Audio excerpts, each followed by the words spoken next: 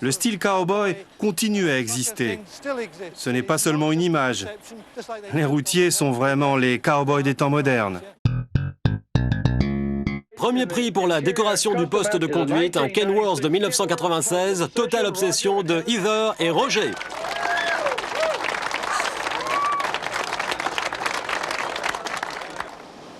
Pourquoi avez-vous appelé votre camion Total Obsession? Parce que c'est tout à fait ça. Parce que même quand on ne conduit pas et quand nous ne travaillons pas, on s'en occupe, on le nettoie, on le fait briller, on le bichonne pour les shows ou pour le voyage suivant.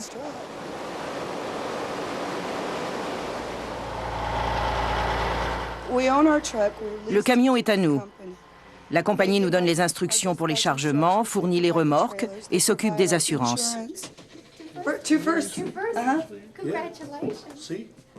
Ils nous procurent les documents pour le voyage, s'occupent des taxes pour le carburant et ils nous paient.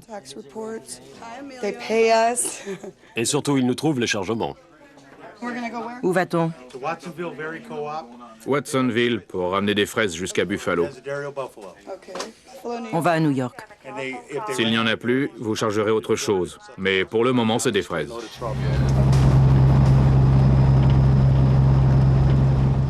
En Europe, un camionneur s'arrête toutes les 8 heures. Aux États-Unis, légalement, c'est 10 heures. En fait, il roule jusqu'à 12 heures.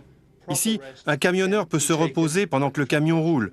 Par exemple, pour un trajet Los Angeles-New York, qui est d'environ 4800 km, le camion va rouler 3 jours de suite sans s'arrêter, s'il est conduit par une équipe de 2 chauffeurs. Ainsi, ils peuvent aller plus loin et plus vite.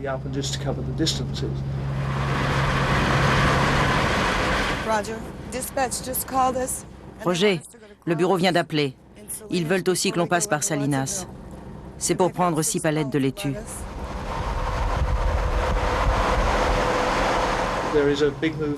On encourage les couples mariés à travailler ensemble. Comme cela, le métier ne les sépare pas. Ils peuvent continuer à avoir une vie commune tout en étant sur la route.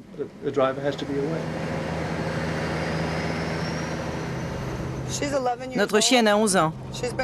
Elle a fait plus de kilomètres que la plupart des camionneurs du pays.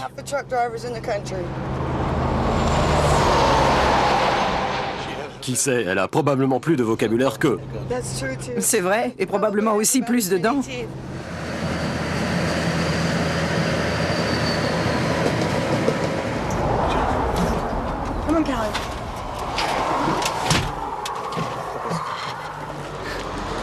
Ça alors, ce sont mes parents, c'est incroyable.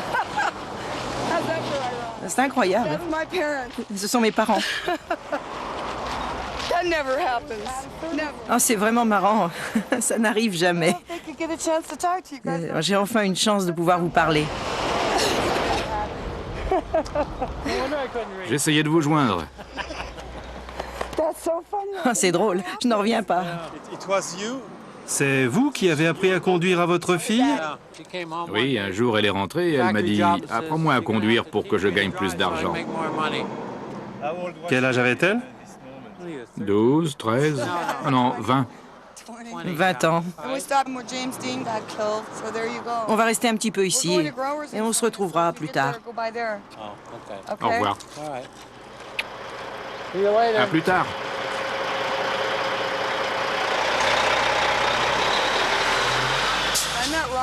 J'ai rencontré Roger quand j'étais monitrice à l'école de conduite. Il était moniteur lui aussi. Ça fait 14 ans maintenant qu'on est ensemble.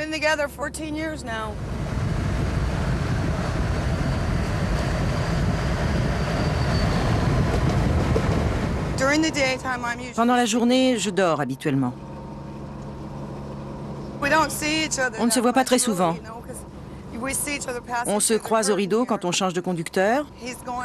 Il se couche quand je me lève, et vice-versa. Je pense que le secret de notre vie de couple est qu'il y en a toujours un qui dort quand l'autre conduit. Ils vont charger 12 palettes de fraises. Oh, ça devrait prendre environ à peu près 10 minutes. Et ensuite, vous allez dans un autre endroit? Oui, on va aller chercher des laitues. J'espère qu'il n'y aura qu'un chargement et qu'on en aura assez pour remplir la remorque. Parce que le client veut qu'elle soit pleine et on peut transporter jusqu'à 36 tonnes.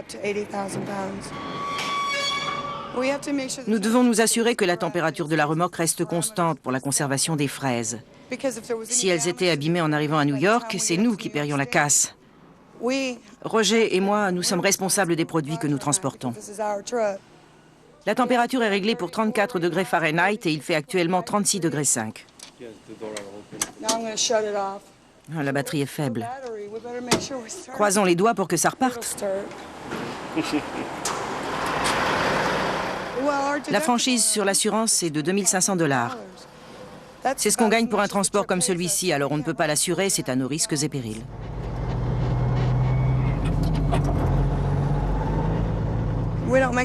Avec tout ce temps perdu, on ne gagne rien.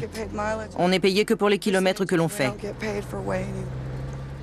Aujourd'hui, ça a été un peu exceptionnel. Nous ne perdons pas toujours autant de temps, mais ça arrive quelquefois.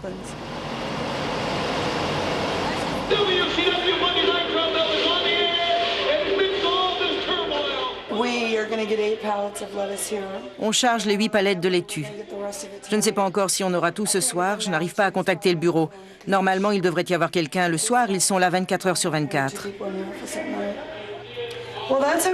Oui, on chargera demain matin.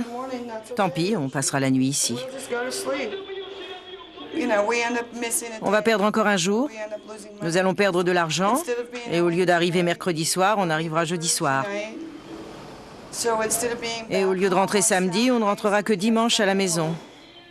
Et encore avec beaucoup de chance. Les relais routiers sont souvent situés au grand nœud autoroutier.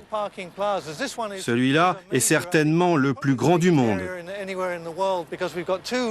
Avec ces 2 parkings, il peut contenir jusqu'à 1500 camions en même temps.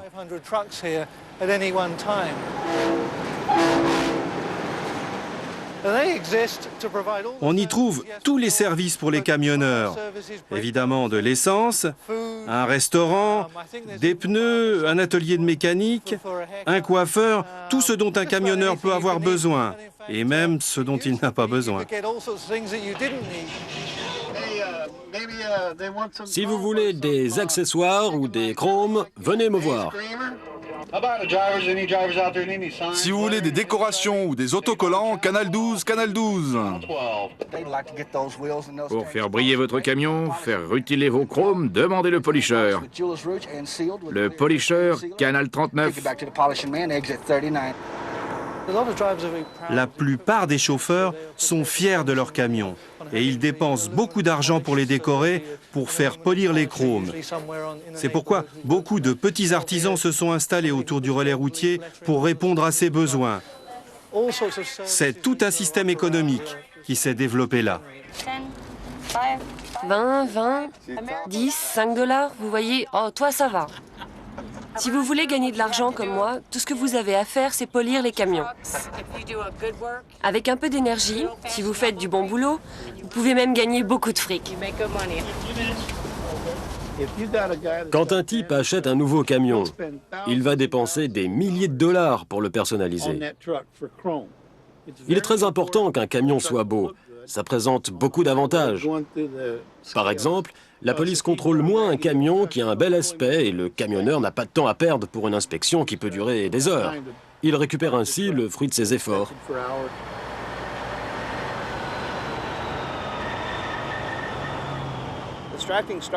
Dans le temps, on décorait les chariots. Aujourd'hui, on fait la même chose sur les camions, peut-être en plus sophistiqué. Combien coûte un dessin comme celui-ci? Un dessin comme celui-là coûte 100 $. Ce n'est vraiment pas cher. Les gens viennent de partout aux États-Unis pour voir Red. C'est le meilleur. Il est très connu. On parle de lui dans les magazines et ça fait 20 ans qu'il décore les camions. Le style cowboy continue à exister. Ce n'est pas seulement une image. On voit toujours des chauffeurs avec des boots et des chapeaux de cowboy qui ont l'air de descendre de leur cheval. Les routiers sont vraiment les cowboys des temps modernes.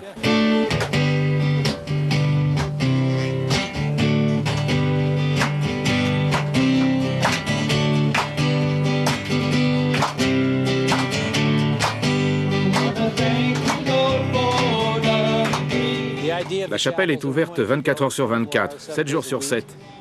On y reçoit les camionneurs, ceux qui peuvent avoir des problèmes, car l'activité principale, c'est de donner des conseils. C'est un refuge pour tous ceux qui ont des ennuis. Sans cette église, la semaine dernière, je ne pense pas que je serais ici aujourd'hui. Je veux dire que cette petite chapelle, dans cette remorque, est vraiment formidable. Vous m'avez sauvé. Nous allons prier pour vous.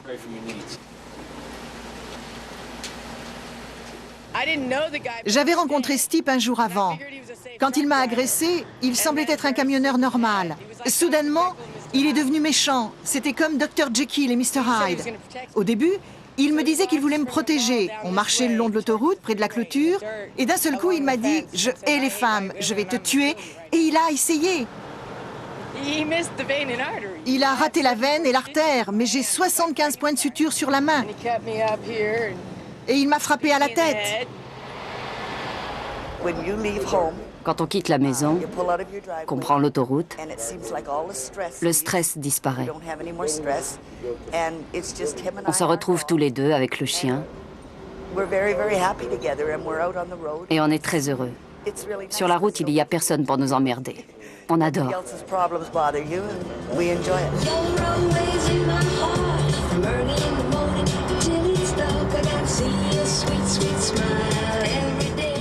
On a attendu longtemps avant de pouvoir acheter ce camion. Nous avons un réfrigérateur avec congélateur, un évier avec l'eau courante. Nous avons un four à micro-ondes.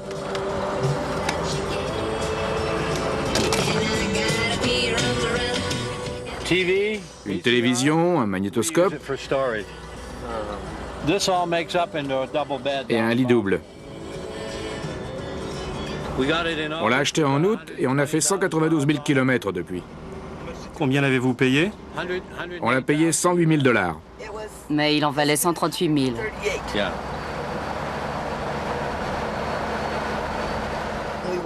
Avec Roger et Heather, on vit tous ensemble. Nous allons bientôt prendre notre retraite.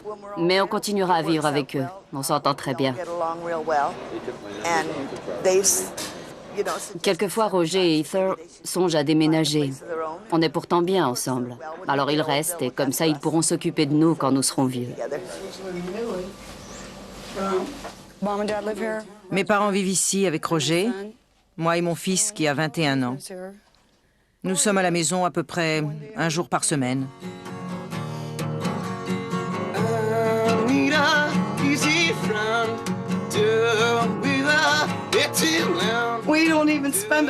Un jour, ce n'est pas assez pour tout nettoyer. Alors on entrepose dans cette chambre les affaires du camion et tout s'entasse.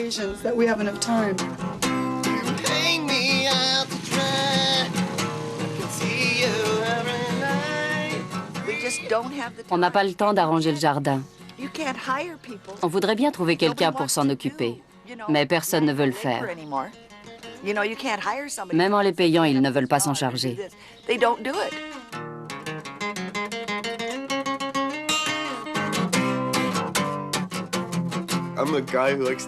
Je suis quelqu'un d'assez relax. Je ne veux pas aller et venir comme le font mes parents. C'est trop dur. Ce que je veux, c'est jouer de la guitare et avoir un groupe.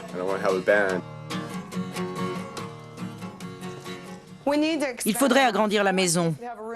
On a besoin d'une chambre pour mon fils. Pour le moment, il dort dans la caravane au fond du jardin. La seule chose qui nous manque, c'est le temps.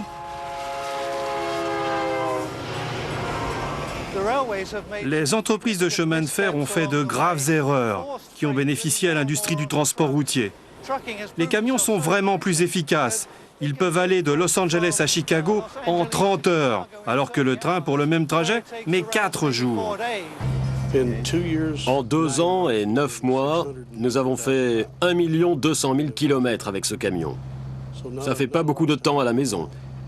Et à nous deux, avec Heather, on a fait 12 millions de kilomètres en 25 ans et sans accident.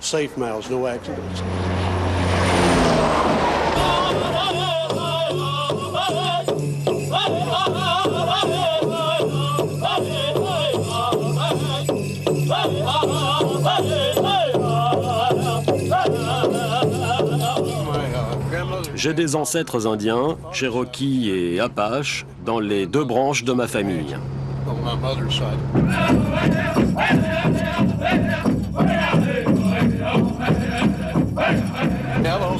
La tribu des Navajo est la plus grande des États-Unis, certainement la plus grande du monde.